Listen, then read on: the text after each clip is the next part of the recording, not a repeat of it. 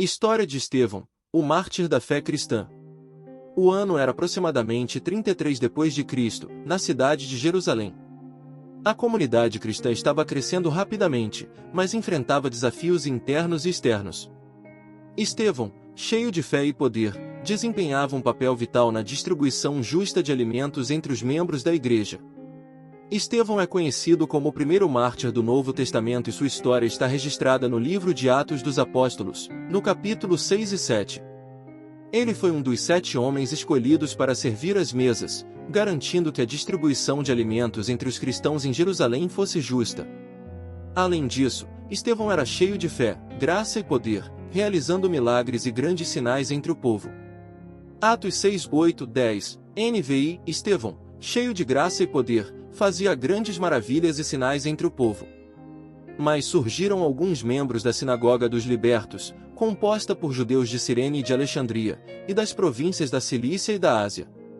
Eles começaram a discutir com Estevão, mas não conseguiam resistir à sabedoria e ao espírito com que ele falava.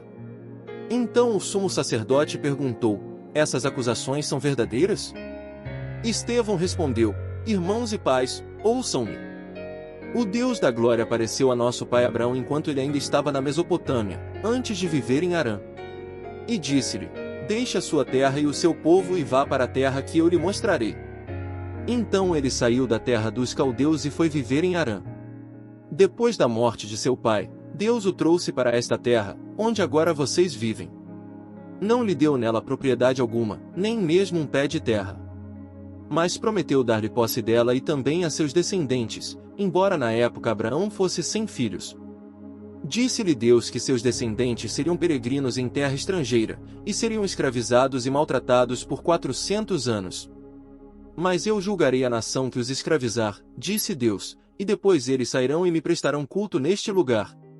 Então Deus deu a Abraão a aliança da circuncisão. E assim Abraão foi pai de Isaque e o circuncidou no 8º dia. Mais tarde, Isaque foi pai de Jacó, e Jacó dos 12 patriarcas. Os patriarcas, movidos de inveja, venderam José como escravo para o Egito. Mas Deus estava com ele. E o livrou de todas as suas aflições, deu-lhe graça e sabedoria aos olhos de Faraó, rei do Egito, que o nomeou governador sobre o Egito e sobre todo o seu palácio. Então veio uma fome sobre todo o Egito e Canaã, causando grande sofrimento, e nossos antepassados não conseguiam encontrar alimento. Ao saber que havia trigo no Egito, Jacó enviou nossos antepassados pela primeira vez. Na segunda vez, José se deu a conhecer a seus irmãos, e a sua origem foi revelada a Faraó. José então mandou chamar seu pai Jacó e toda a sua parentela, que totalizava 75 pessoas. Assim, Jacó desceu para o Egito, onde morreu, assim como nossos antepassados. Seus corpos foram levados de volta para Siquém e colocados no túmulo que Abraão tinha comprado dos filhos de Amor, em Siquém, por certa quantia de prata. À medida que se aproximava o tempo da promessa que Deus fizera a Abraão, crescia o número do nosso povo no Egito. Até que se levantou um novo rei sobre o Egito que não conhecia José. Este, agindo com astúcia contra o nosso povo, maltratou nossos antepassados, fazendo que abandonassem seus filhos, para que não sobrevivessem. Naquela época, Moisés nasceu, e era muito belo. Durante 3 meses foi criado na casa de seu pai. Quando, porém, foi abandonado, a filha de Faraó o adotou e o criou como seu próprio filho. Moisés foi educado em toda a sabedoria dos egípcios e tornou-se poderoso em palavras e obras.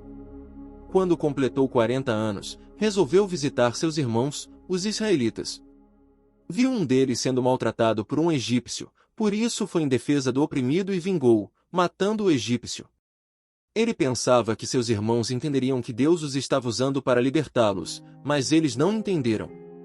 No dia seguinte, viu 2 deles brigando e procurou reconciliá-los, dizendo: caros irmãos, vocês são irmãos, por que estão se maltratando?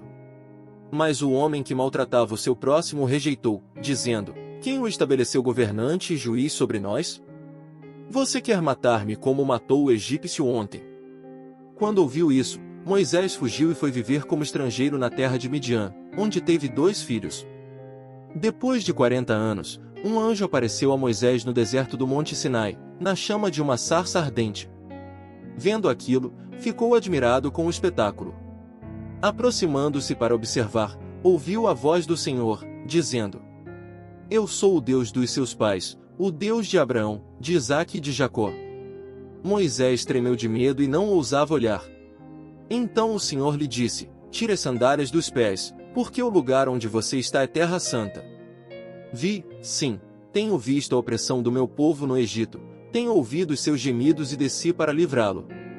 Agora venha, vou enviá-lo de volta ao Egito.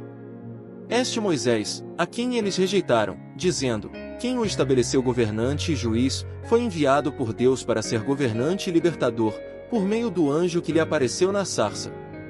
Ele os tirou dali, realizando maravilhas e sinais no Egito, no Mar Vermelho e no deserto durante 40 anos. Este é o mesmo Moisés que disse aos israelitas: Deus lhe suscitará dentre seus próprios irmãos um profeta semelhante a mim.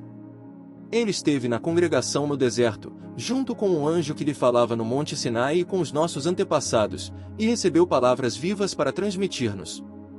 Mas nossos antepassados não quiseram obedecer-lhe, pelo contrário, o rejeitaram e em seus corações voltaram para o Egito. Disseram a Arão: Faça para nós deuses que nos conduzam, pois a este mo. Naquela ocasião fizeram um ídolo em forma de bezerro, trouxeram sacrifícios aos seus ídolos e estavam desfrutando das obras das suas mãos. Mas Deus se afastou deles e os entregou ao culto dos astros do céu, conforme está escrito no livro dos profetas: Foi a mim que vocês ofereceram sacrifícios e ofertas durante os 40 anos no deserto, ó nação de Israel? Vocês carregaram a tenda do deus Moloque e a estrela do deus Renfã, imagens que vocês fizeram para adorar. Por isso eu os enviarei para o exílio, além de Babilônia. Nossos antepassados tinham a tenda do testemunho de Deus no deserto, conforme Deus lhes ordenou quando disse a Moisés que a fizesse de acordo com o modelo que ele havia visto. Nossos antepassados a receberam e a levaram para a terra sob o comando de Josué, quando tomaram posse das nações que Deus expulsou de diante deles. E assim ela permaneceu até os dias de Davi, que encontrou graça diante de Deus e pediu que fosse o construtor de uma habitação para o Deus de Jacó. Mas foi Salomão quem lhe construiu uma casa. Todavia, o Altíssimo não habita em templos feitos por homens. Como diz o profeta: O céu é o meu trono, e a terra, o estrado dos meus pés. Que espécie de casa vocês me edificarão? Diz o Senhor, ou onde será o lugar do meu repouso? Acaso não foi a minha mão que fez todas estas coisas? Homens obstinados! Vocês, que são de coração e ouvidos incircuncisos, estão sempre resistindo ao Espírito Santo. Como fizeram os seus antepassados, assim também vocês fazem. Qual dos profetas os antepassados de vocês não perseguiram?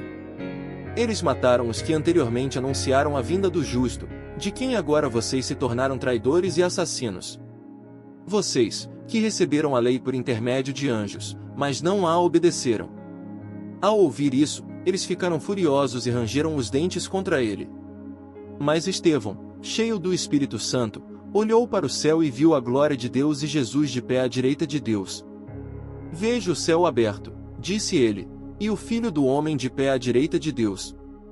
Nisso eles taparam os ouvidos, e gritando bem alto, lançaram-se todos juntos contra ele. Arrastaram-no para fora da cidade e começaram a apedrejá-lo.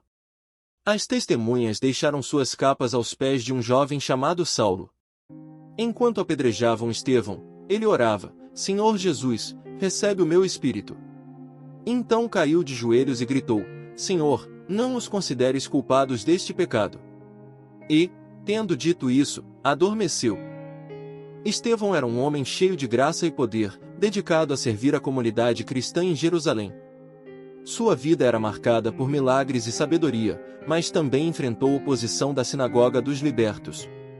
Mesmo diante de falsas acusações, Estevão permaneceu firme em sua fé, defendendo-a com coragem. Sua história nos ensina a perseverar em nossa fé, mesmo quando confrontados com oposição e adversidades.